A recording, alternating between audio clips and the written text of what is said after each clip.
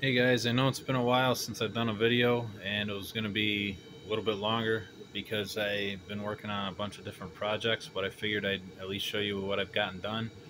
So as you can see, I've started to work on the ballast for the yard, and there's a couple spots that, it's coming up where I got to fix. I use from Scenic Express, I used number 50 dark gray ballast, and it's super fine, so it's pretty dusty, so you got to use a lot of glue. Uh, I'll guess I'll give you a real quick overview of how I do ballast. It's different for everyone. It can kind of be a pain in the ass, but for me, this is how I do it.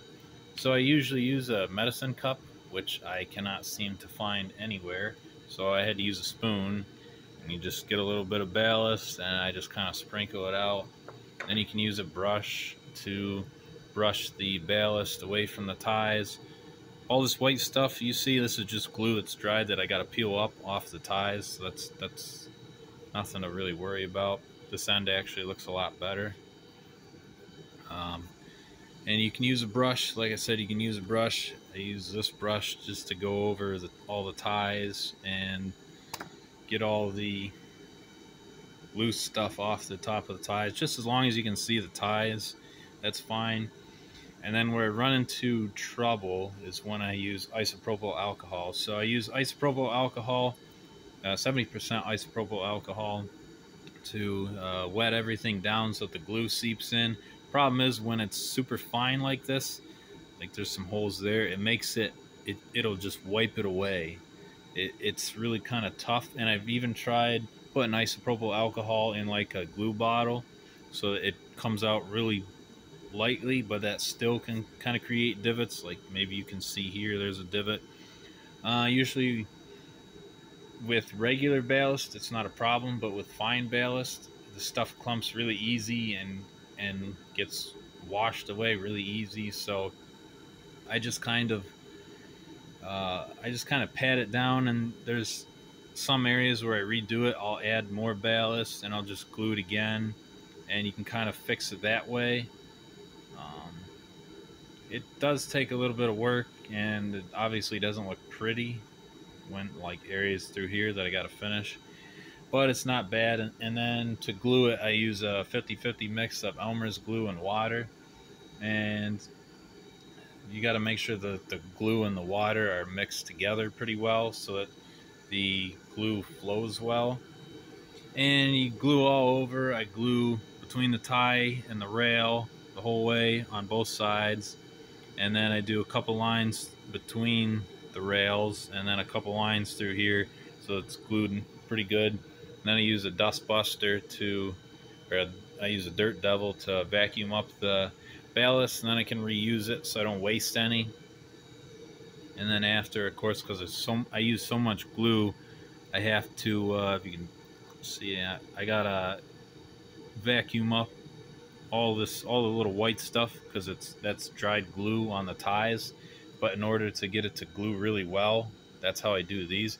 I won't have that problem for mainline stuff because mainline stuff I use medium sized ballast, and that works a lot easier. You don't need quite as much glue, and so that's the ballast that I've been working on. And then this is horseshoe curve, of course.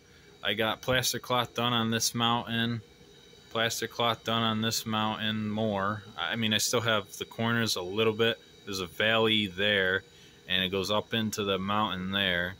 But I'm going to add a little bit more, but it's starting to take shape. This side is a little bit steeper than the left side, but that's okay. I can make it work. I plan on putting more plaster on the mountain to make it more firm, and then I'll probably paint it brown, and then I'll use some kind of tack glue to glue the lichen. That should be done in the next week or two. So that's all I really have for you guys today. I just kind of wanted to show you a quick video so you know I didn't disappear on you for months on end. Hopefully you can hear over the furnace in the background.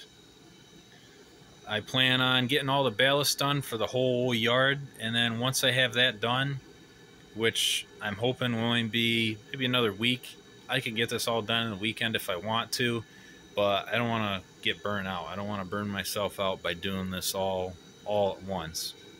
But once I do get all this done, I'll have an operating set or a yard operating session for you guys. So I'll bring in the local and I'll switch that out, and I'll have a couple trains come in. I'll switch out those cars, and it'll kind of give you an overview of how I run my yard, because I have my yard and then the locals come in. You got to sort out the locals. You got Altoona Pipe and Steel. You got to switch some cars out. Altoona Works down there that I got to finish, where you switch some cars out. So there's a lot of stuff to do in Altoona. I'm going to keep moving along. Once I get the yard finished, while I'm working on ballasting the yard, I'm going to work on finishing Horseshoe Curve, because I really want to get Horseshoe Curve done. It's coming along. It's getting there. I'll probably do plastic cloth on the front part next, and I might have to use, I'm not sure how I want to do it. I want to be able to reach behind it in case something derails. But that does it for this video, and hopefully the next one that I have up will have the entire yard fully ballasted or Horseshoe Curve done, one of the two. So until then, I'll see you guys later.